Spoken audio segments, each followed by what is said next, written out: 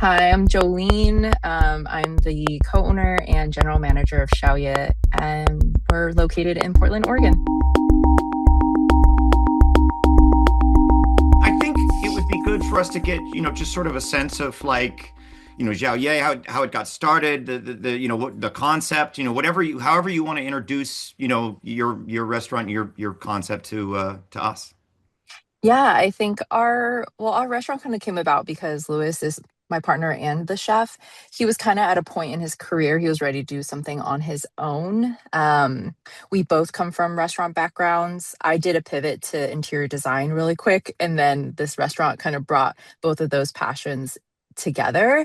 Um, and when we were thinking about opening our dream restaurant, we really had to lean into what's, I guess, like, I hate using this word, but what's authentic to us, and what is the kind of feeling we really want to evoke in our restaurant through the food, through the storytelling, through the environment. And we thought about like our favorite dining experiences, and then we cycled through like the fine dining places we went, like all those like fancy places, and those aren't those are great experiences, but not the best and heartwarming for us. We dove into something a little bit more personal, which is in our culture, we're Taiwanese. We have Xiao Ye, which is like kind of like a late night meal that you have. It's like a meal period of some sort, very informal, usually like with your coworkers, with your family, after shift. It's one of the places and times when you kind of meet up casually, and it's always centered around food, and it's kind of where you are the most like intimate with the person that you're with. It's not even really about the food, it's like kind of this feeling, and that was something that we really loved and wanted to have at our restaurant. So that's why in our restaurant it feels like you're dining in a home, because I want it to feel like you're in my dining room, something that feels a little bit more intimate. And we always joke that we're not really a first date restaurant, because like we make you share food. It's like there's this like there's already built-in intimacy in that space, and it's like if you're not comfortable with that yet, it's a little awkward. And so, the restaurant kind of developed from there. And then Lewis kind of used his background, the chefs he's worked under, places we visited, his food memories, my food memories, and we kind of built our menu around that. What about like, aesthetic or seating or sort of more of the other parts of the meal, the evening that went into sort of that theme? Yeah, I mean, we kind of designed the menu to go from like small bites to like bigger stuff. And through that, we always encourage family style eating. That's how we eat in our home. We don't like it almost makes me feel more uncomfortable when I go out with people and they want to have like their own thing and I can't eat what they're eating. It's like almost a little weird for me.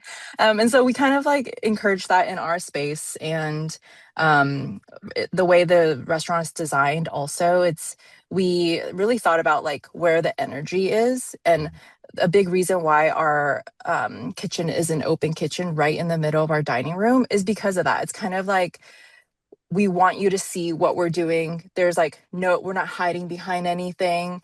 It's very transparent. And you could kind of feel the energy of everybody working in that space. And I think like there is something like synergistic about that. And how long have you guys been open?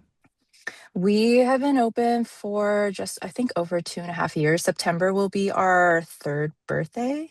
Wow. So So we made it over the first very tough 2 years. Like we didn't start feeling remotely optimistic until like 6 months ago. So it was a really tough 2 years. You feel like you learned in those 3 years? Like Yeah. what do you know now that you What do I didn't know know now? then? It's funny. I One, you kind of have to meet the diners where they're at. You could go into opening a restaurant with your own ideas and think that it is the best way to do anything, but the market and the people will quickly tell you otherwise.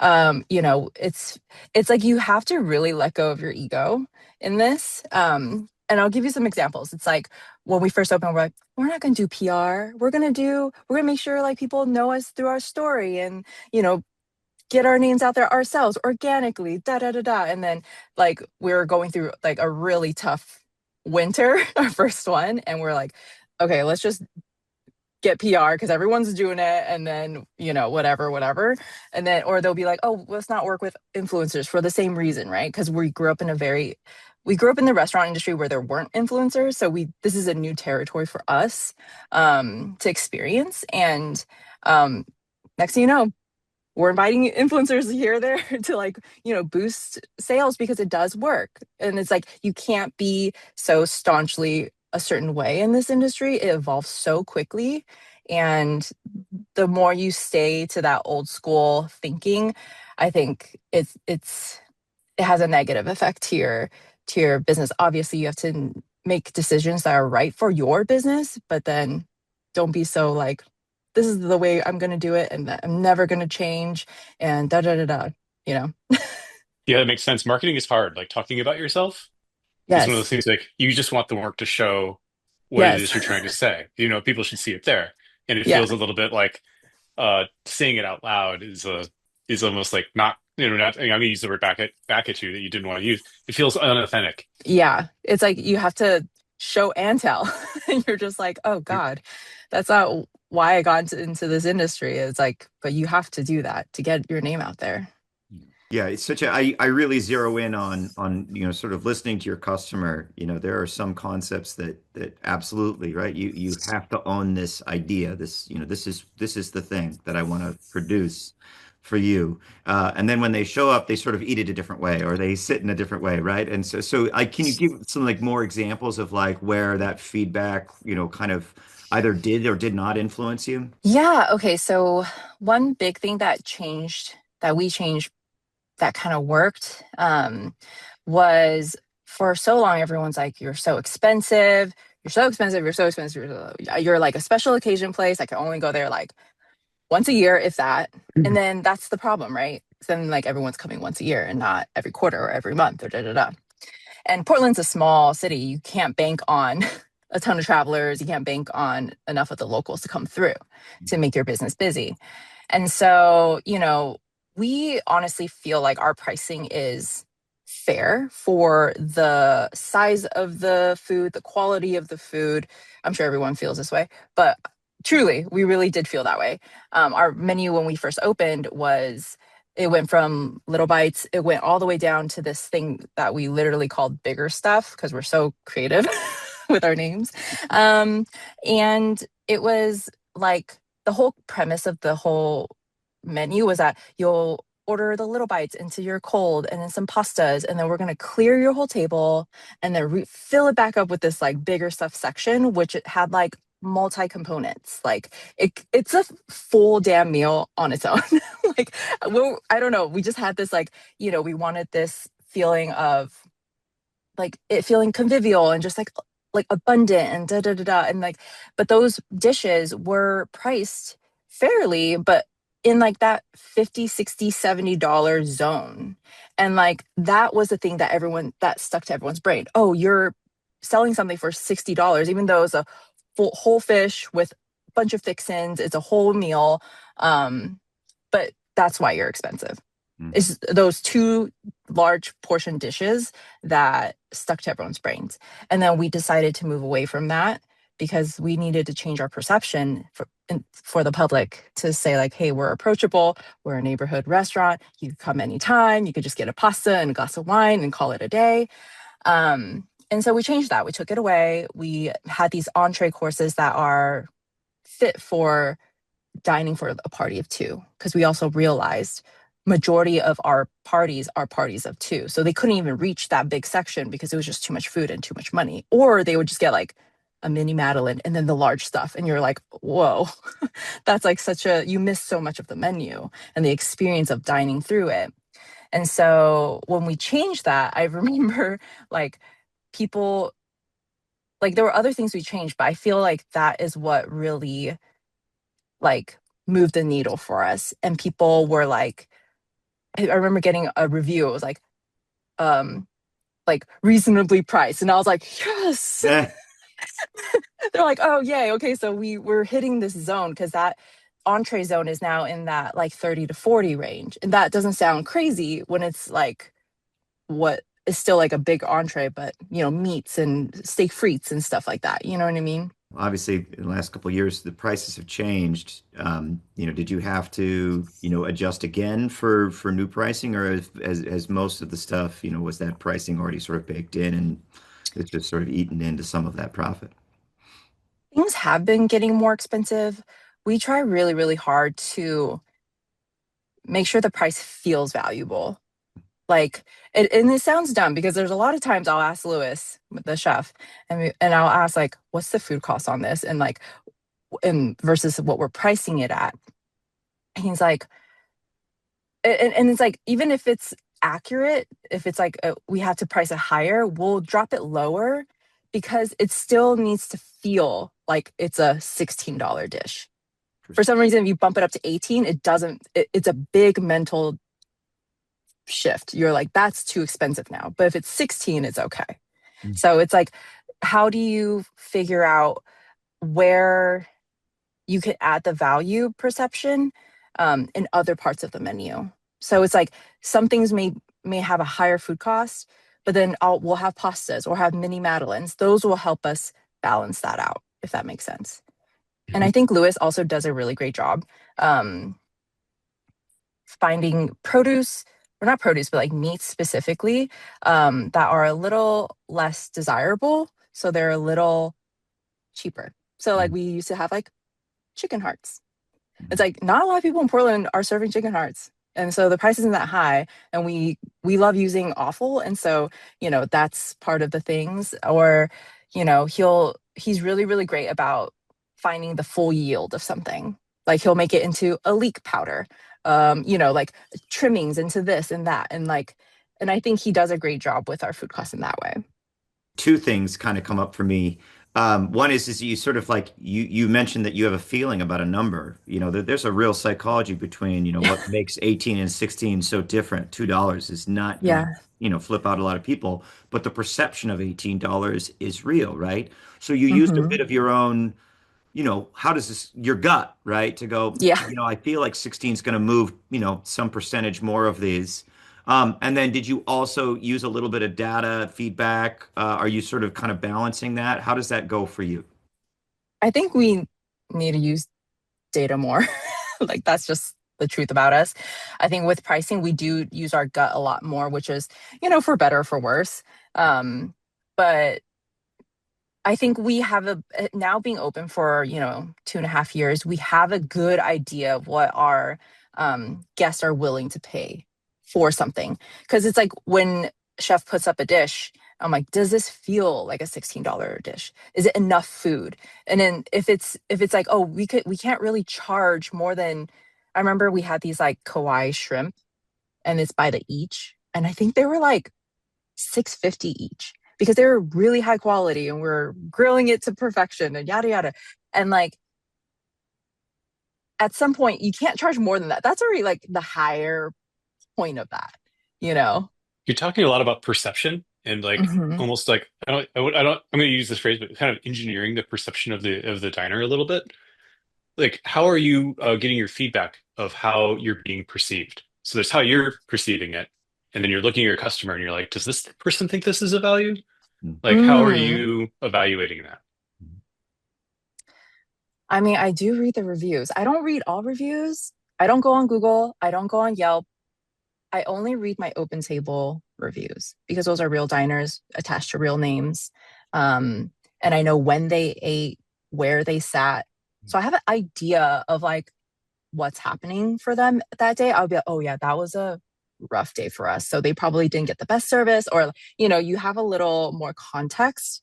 It's a And little it's bit of an really, abstract question because it's like, when we talk about, you're saying, oh, we should use more data. And what's attractive about data is that, you're talking about measurable, accountable things, yes. like this thing costs that much money, or we got this many portions, this many heads came through. But then there's the other side of restauranting, which is very much about how did someone feel about it? Were they Yeah, happy? Were they sad? Did they feel this totally. familial environment you're trying to create? Did that resonate with them?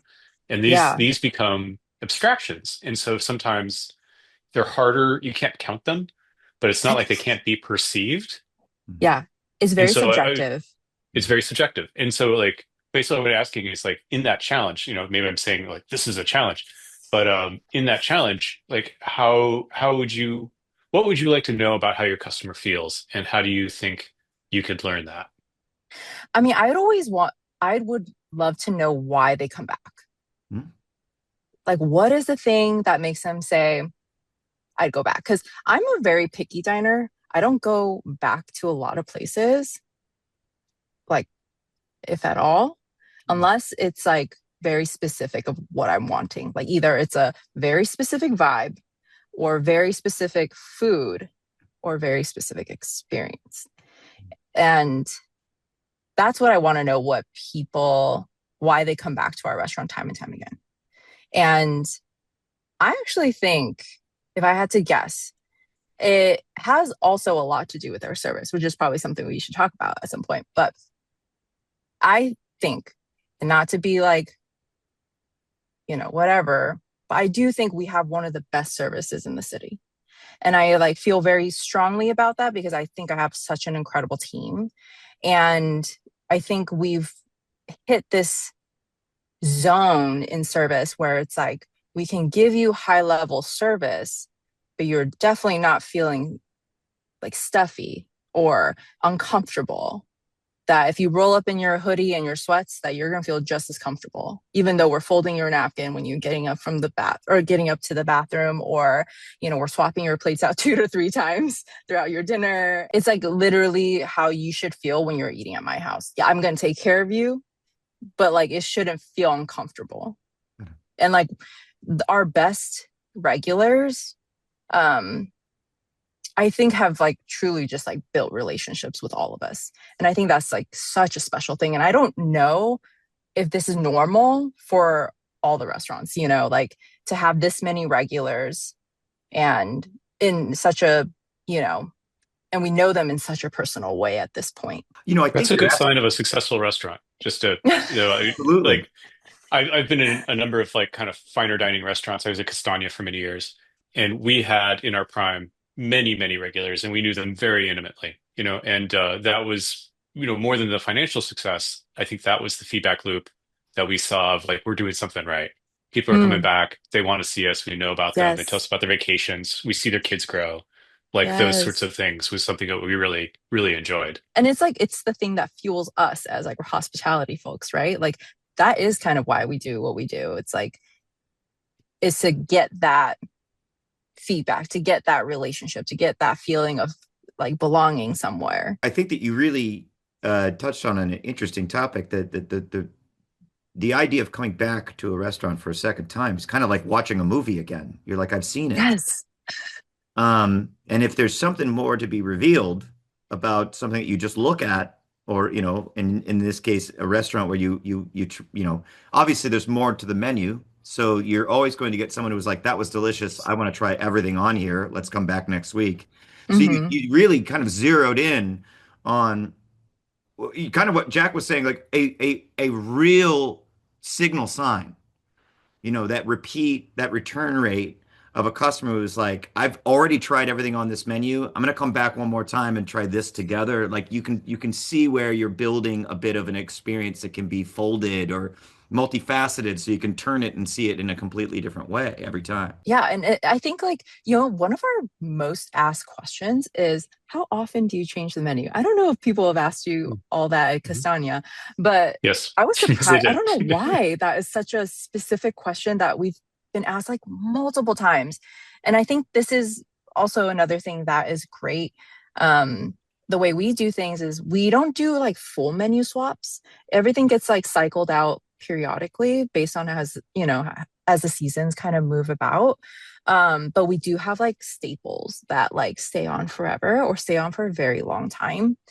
So that there's like this part of like I can still go back for my favorite thing, but I'm also like I'm gonna go try something new, which is great for all our regulars because then they get to really try our next thing.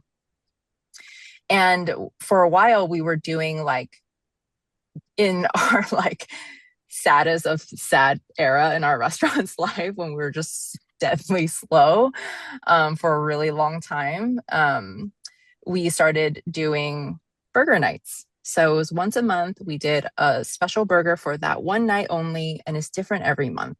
And then that became such a like not a secret, but like a thing for our regulars to be like, oh, we're gonna come back every month to try this dang burger. And it's honestly, in my opinion, a little expensive because it's $20 to $22, but it's like the best kind of meat. We, for a while we were making our own buns too, and it's like all these things, and it's special. And those are the times that people were also coming in to try new things. Mm. So it was like, we just like were shocked, like, oh, it worked. People here do like burgers. I think that question is also an excellent thing to listen to or listen for. Like it's a great sign. Somebody says, well, how are you going to change the menu? Because like that can be perceived as I'm bored with all the things, give me new things, like novelty. Yeah. But it's Hmm. not actually, because if they wanted new things, they would just go to different restaurants all the time. But what they Totally. want to do is they want to come back to your restaurant. And the reason they're asking that is that they see the food and they see the way it's built. But what they're really perceiving, whether understood or not, is a perspective. And so they Mm, want to see that perspective in other items. Oh, what would yes. this kind of cookery do with this kind of fish or with a chicken or with a stew rather than, and so I've Yes. learned through time that's a good question. Yes. What else can Like, you do? yeah, what other tricks can you do in your Yeah, kitchen? exactly. Yeah, totally. Well, you mentioned your team. Kirk really wanted us to sit down and talk with you because of, sort of the training and the execution that you've, sort of really honed. What can you tell us about, your approach to building that experience with your employees? Um, it took some time. I would say when we first opened, you hear these like ways of hiring um through like industry. It's like, oh, would you go grab a beer with this person? What does your gut say about this person? And like you don't really understand what that gut feeling is telling you until you've hired some bad people. Or not, shouldn't say bad people, just people who are not a good fit Mhm. for you and your establishment and you as a leader. And I think that you have to have had those bad experiences to understand where that gut is. So I'll think about if someone ended up not being a good fit, I hired them, they went through the training, they're in the team, they quit or they get fired, whatever it is. And I think back to the interview. What could have told me this in the interview, you know? And so I think about that a lot. And that's how I gather my information about how I want to hire, specifically for my front of house. It's very different in the back house, I think. But for front of house, for me, I learned one, do I lean into the conversation or do I want to get out of it? That's one. Two, can I see this person? It's like a weird thing I always say. Can this person see outside of themselves? Mhm. Like, can they see the bigger picture of what we're doing? Or are they going to just keep thinking about, oh, you didn't do this for me. This person, like, can I get that sense from this interview about how they talk about their old places or, how they talk about what they're wanting here, how they perceive themselves. Those are all very interesting things I kind of like start picking up on in the conversation. And I think I have a pretty good gut now. Um, and then something really random. But we pivoted from, unless I'm in a very desperate situation, I generally try not to hire servers and bartenders outright. I want them to go through like my support positions, my host positions, my brunch server positions, which is like more of my entry level positions first, and then get promoted from within. Now, because the culture, I'm lucky that the culture has been set at this point, and my team is they know what it takes to do the job, and it's either you're in or you're out. Like they are self-policing at this point. They know who's going to be a good fit. I always ask my team after someone stages for a night, what did you think? Because they have very, very specific thoughts about who and the kind of person that they would like to work with too, right? Um, what else is there? Oh, something really random, but I have found for me, I love hiring people who are very green. And this is if I have the bandwidth and the time to do the training, but who are very green, generally either in childcare or healthcare. Those types of people fit into my restaurant really seamlessly. They have empathy, they know what it takes to take care of people, they have the patience, they learn fast because those are all jobs you need to learn on the job. You can't read about it to know how to do the job. And they know how to be on their feet for a really long time.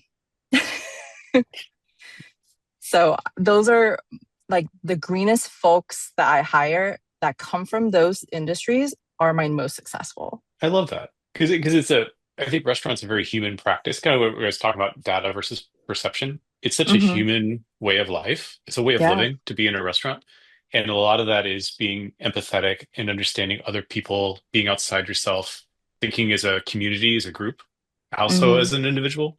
Yeah. And I've we didn't hire, it's funny, we when, this 15, 20 years ago, we didn't hire a lot of people who came from healthcare or childcare, but we did hire a lot of people with very little experience. And Yes. it was Monique Sue, who was the owner of Castagna, Kevin Gibson, and they had a mix. They would kind of bring in people who knew a lot, to be a head bartender or a head server, but then most of the staff came up through busing and through the positions. And Yes. and you're right, it built a culture that, did police itself. Like it's a whole bunch of feedback loops when you're an Mm-hmm. empathetic person and you're entering into that kind of environment. So now I'm just kind of Yeah. wandering off into philosophy land there, but No, but that's so but I great. hear It's what so you're saying and I validating. agree with it. Like have you read Yeah. Danny Meyer? Danny Meyer has this book called Setting the Table. Yes. Oh my God. They made me read it for hospitality school. So Yeah. it was a requirement. I just hear some of that, in the way, he approached it was that he always wanted people to like be able to connect the dots with the guests in order Yes. to, bring them what it is they needed and anticipate their needs. And a lot of that was empathy over analysis. And I just think that's so much of what, dining in your level requires. Yeah.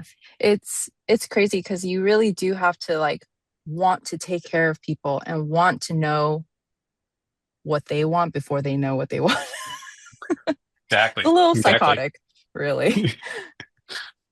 Well, if you ask me, it's psychotic to do the opposite and like run the numbers and then make all the decisions, in that objective world Yeah. versus to feel the room and make decisions based upon, what's actually being experienced. Yeah. I think data is really important. I think it's insightful. But you really have to know how you can utilize that to your advantage in your restaurant, in your space, and with your people, for Right. sure. What you're describing to me, um, it's sort of the elusive obvious, but you get to see these people interact. Like you said, that I want to see if I lean in this conversation or if I want to get out of it. Hmm. Those things you can't really teach. That is part of them as a person. Hmm.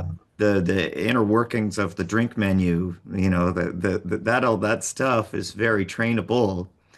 And I imagine that when you put someone in there that's like a tried and true, 8 years as a bartender, there's some things that you have to unlearn and then build back into. So it may actually shorten that training time and that time to get comfortable with your system because they're growing into the role rather than having to unlearn.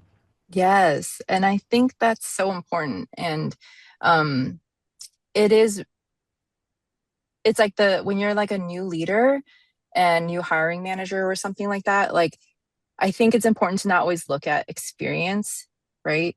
Um, I think Lewis actually does a really great job finding cooks, like really, really green cooks, and then being able to somehow see the potential, even in a resume. I'm not as good on the resume part. I'm better when I see them and meet them and talk to them. But he's so good at it. I mean, like, there's some folks that have come through that have only worked in like a stand at the farmer's market or worked at REI or like at a catering thing, like here or there.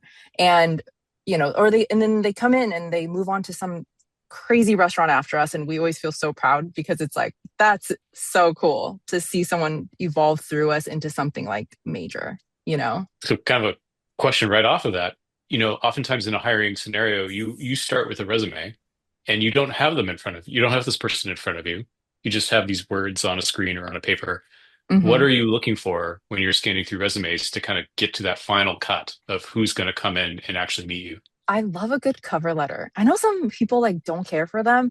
I really care for them because I think I don't really care about where you've been exactly, but I really want to know why you chose us. I really want to know like why you think you're a good fit. And not just because I'm a diligent worker, I'm a hard worker. Like, I don't really care for those words. I want to, if you could be very specific about where you are in your life and why you are applying here and what you're trying to get out of it, you're going to tell me more about you as a human than like just saying you're a hard worker, worked in restaurants for 10 years and da da da da in a fine dining place, in whatever city. It's like, I want to know that you are self aware. And if you can pull that off in a cover letter, you're coming in for a chat. If you're sending me a cold email and I haven't even put anything on Poached, that's usually a pretty cool sign too. Cause I'm like, oh, you sought us out, not even thinking that we're hiring. And oftentimes I will, even if I'm not hiring, I will be meeting with people and I will have them in my brain for whenever something opens up that is a good fit for them. If I felt like in the interview they had the things that I was looking for, they gave me a good feeling in my gut. Kind of just linearly walking through the hiring process. Job is listed, gotten some resumes. Now you're in the interview, and you kind of already stated that you look for like, am I leaning in or am I trying to get out of it? Now you've got them on the floor. Do you do like a stage or do you hire or what's the next step after you're pretty solid on somebody, but you're not sure? Yeah, I asked if they're down for a stage. I bring them in on probably like ideally like a weekend night for like 2 hours or so, like 5 to 7. They shadow my support so they could get a really good glimpse into like our whole entire service. Um, and they shadow as if they're training. Like I'm telling my support to like talk to them about the food, explain it, walk them through things. If they feel comfortable, tell them to clear and, reset a table, tell them to run the mini Madeleines to the right table. That will give me an idea of like, one, how quickly can they pick something up? And two, how comfortable are they with people? Um, and three, it gives us as a team to feel out their personality, to feel out, you know, if they fit in our group. If they pretending that they're working with us right now in this service for 2 hours, did we like that? Did that feel nice? Yeah. So we do a stage.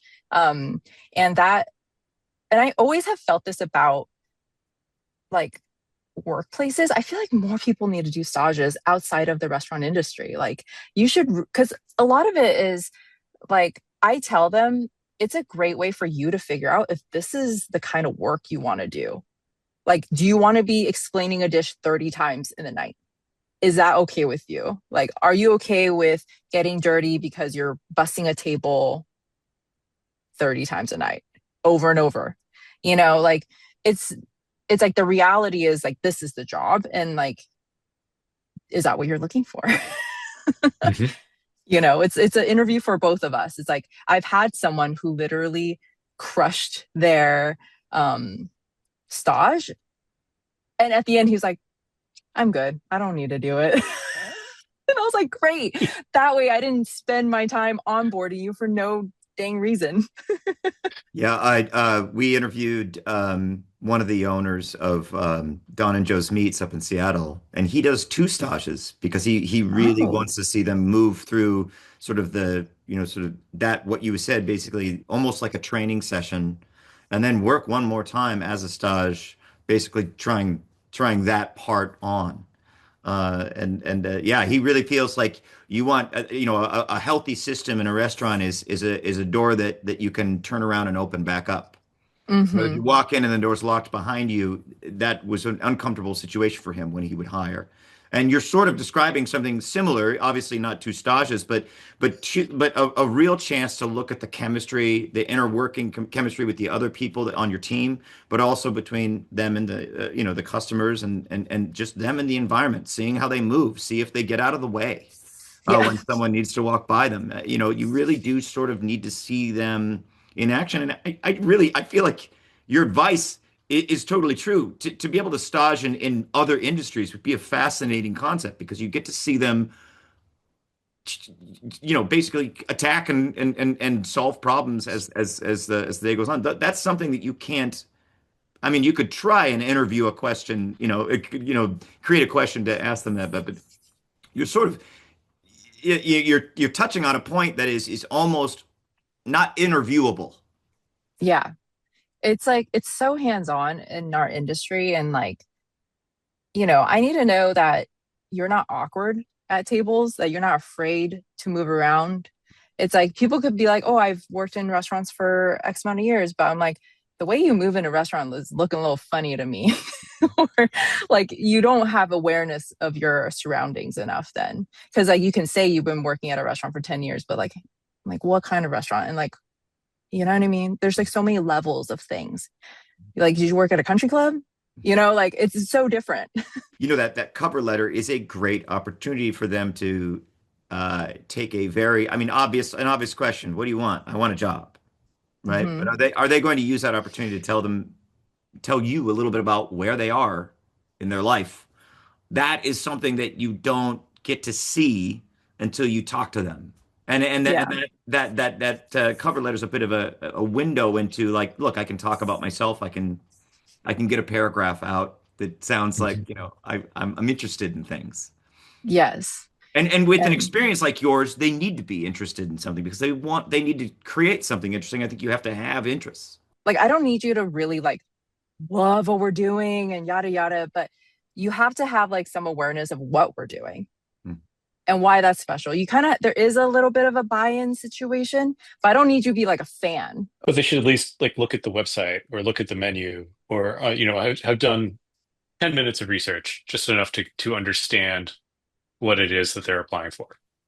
Yeah. Even if it's like, hey, I went to a bar, just moved here. Some people told me about this place. It seems really awesome and sounded like right up my alley in terms of like the group of people I want to be around. And it's like, okay, that's lovely. Like, I don't care if you're like lost in your life, but if you're aware that you were lost and you're just needing a soft landing place and you can communicate that to me, I think that says a lot about you already.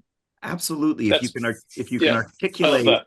what's wrong with, yeah, absolutely. Yeah, you, I you love you that. can absolutely be lost, but just all you have to do is be able to talk about it. Can you talk about your Fascinating. feelings? Hmm. Yeah, yeah. I mean, when I've eaten at your place to pay you a compliment, like I came up, Portland late 90s, early 2000s. There were a lot of restaurants starting at that time were just, a couple half-drunk people in a dream. And it was just this community of people who were like, what can I do? What can I do? And the restaurant scene was very organic and really built on feeling, and nobody had any sense of what anything should cost or how to do, a menu or, it was a mess, right? And but it was also really beautiful and a lot of really great restaurants in terms of menus, but also really great restaurants in terms of communities were born out of it. Mm, And I've gotten older, and I don't know if it's like I've just grown cynical, but I see a lot of restaurants in Portland and in the United States that are much more kind of analytics and data driven, just to keep coming back to that theme. Like, this is a yeah, formula. We know the formula works. We understand the food costs. We have a training regimen. We turn the crank, money comes out the other end. And when yeah. I walked into your place, I immediately recognized that restaurant from, you know, the 2000s.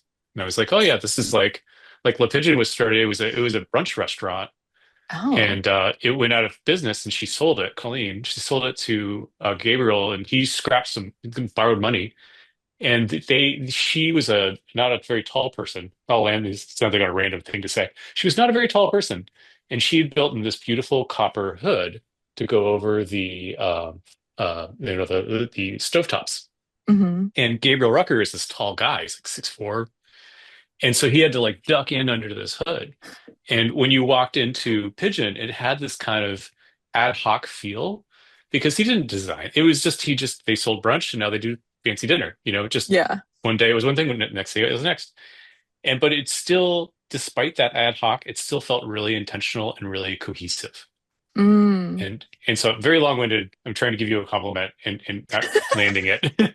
But that's sort of what I felt, walking into your space is that it's like there on Sandy and you kind of have to cross the street to get there, and it's Yeah. this wedge and there's this door and you're like, this is a restaurant, and you walk in and it's this beautiful restaurant. And I was like, oh yeah, this is how we used to do it. That So thank thank you. you. No, thank you. That's so sweet from coming from someone who's really seen the city evolve and grow and experience a lot of things. So, we're very conscious that we are like new kids on the block. And, we all we ever want to do is just like make the city, proud of us and like, represent it well. And so I appreciate that. That really means a Yeah, lot. you're okay. You're welcome. It's not that history repeats itself; it's that it echoes. So you are a bit of an echo of what Portland can do. Yeah.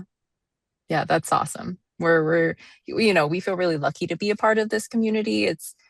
And and just going back to like, you kind of mentioned a little bit about like a lot of cities, maybe some restaurants, they feel a little like manufactured.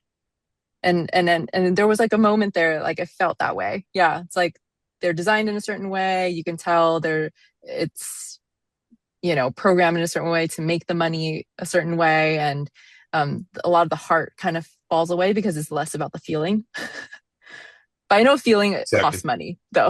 I will say It that does. it It does. does. It's not Yeah. always the best business decision, and we recognize It- that. So it's like, how do right. you balance that? And that's the right question. Mhm. Yeah. That is the question. I feel like I hear from you that you had kind of a vision. You had a feeling that you wanted to execute. And you're talking about hiring, and you needed people sort of to either buy in or believe some form of that, some percentage of that vision themselves. If Hmm. they don't see it, if they can't imagine it, they really can't create it.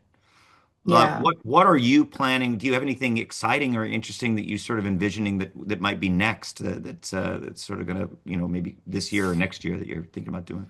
Yeah. I think it's in terms of like future, it's funny. Me and Lewis have been talking about, and this will be the first time I'm saying it out loud to other people, but we have been talking about a podcast because I think there is something in food media where I want to hear more from people who are in it, who are in the day to day, who are running the restaurants, who are, I know there's like value in people speaking about the food industry from as like a food writer or, people who are really ingrained in the industry in other ways. Um, but I haven't really heard too much from like restaurateurs who are like in the thick of it. I'm not talking about like celebrity folks because I feel like they're Mhm. at a level that's like even for us as like restaurateurs, it feels very unattainable. Or, like I don't talking like Danny Meyer saying something is one thing, but if me and Lewis are saying something, does that feel a little bit more approachable and like feel a little bit more relatable for the day to day restaurateur who like has a little cafe down the street, you know what I mean? And not like a big restaurant group with Shake Shack underneath that. Um, and so I think it kind of goes into like the brand of it all, right? Like we like the idea of um, creating community around that and then creating like transparency and understanding. I think there's so much that, at least I think there's so much to talk about being a restaurant owner that no one talks about. And even into like the mental health stuff and the things that we had to grapple with. And I think if people just understood the process and what it really takes to be a restaurant owner, hopefully it creates a lot more empathy in the world. Yeah, now you're I'd preaching listen. to the Yeah. choir. Holy crap. Yeah. I don't want to break character, but like I've tried to find good podcasts about hospitality, and it's a desert. I Um, know. there's And either we're not, someone who's selling a book, and all they do yep. is try and sell their book, right? And then there's these people who've like, that are so sort of out into the stratosphere that I think that they do have a bit of a tough time speaking to or, with your average hospitality person. Uh, Yeah. it's, I think like, I had like the idea of having very poignant questions you're answering per episode. I don't want anything like an hour long. That sounds like too much. Um, but just giving like a little bit of like poignant insight into like this world. Like I love this conversation that we're having. It feels like very specific and we're diving into very specific topics that people could maybe use for their own, restaurants or in their own hiring process. Maybe if, that will help them too. And like that's something that we feel passionate about is like this industry, because of all the things that it's, experiencing, like, the pay is never high enough, the hours are extremely long. It's not the industry that will continue to grow because people are leaving it. And I understand it wholeheartedly. Like, I agree. I was a server for many years. And like, I've worked in terrible restaurants and it made me jaded and I hated it. And, you know, the best thing I could do in my business is to create a good environment. Hopefully people make decent amounts of money and, all these things. Just at least a good place to work where you don't feel like you hate it. Goals. so Yes. I want people to like continue on, grow and be managers and open up their own things. I want Mhm. that continual legacy, like to inspire the next generation because it's going to be really hard to continue on at the rate that we're going. I can't, I can't help but think like, that's part of your vision, right? I mean, like a lot of people don't understand that it's possible not to hate your job, especially Yeah. in, right? Right. And Yeah. you probably, I mean, you bring that perspective to them when you bring them into your team. You're saying like this could actually be fun. This does not Yeah. need to be a struggle. That there's going to be challenges. That's something you can't avoid. But to be able to enjoy overall what you're doing and feel passionate about it and feel like it's something bigger, those are not impossible concepts. But all Yeah. you need is to introduce them as an option of something that could possibly happen, and then all of a Yeah. sudden it's as real as it could be. Yeah. For real. Yeah. And it's like, I try to, you know, that's a big responsibility. I try to keep it very, so I don't feel overwhelmed that, hey, as a business owner, I just need to make enough money so everyone's paid well or as well as they can be. And I need to be busy so that, and give people a really positive, safe work environment so they could use this as a jumping point to the next big thing for them, or they get inspired enough to do something on their own. That's it. Anything more, I feel like it's going to be, I'm just overdoing it at that point. It's just holding too much for everyone. Perfect. Yay. Is that Yeah. it? Yeah, absolutely. Appreciate you so much. And I'm going to send you an Yeah. email, a couple links in it and stuff, and we can start talking about podcast stuff. That would be fun. Yay. I would love that. Thank you so much. Y'all are just awesome.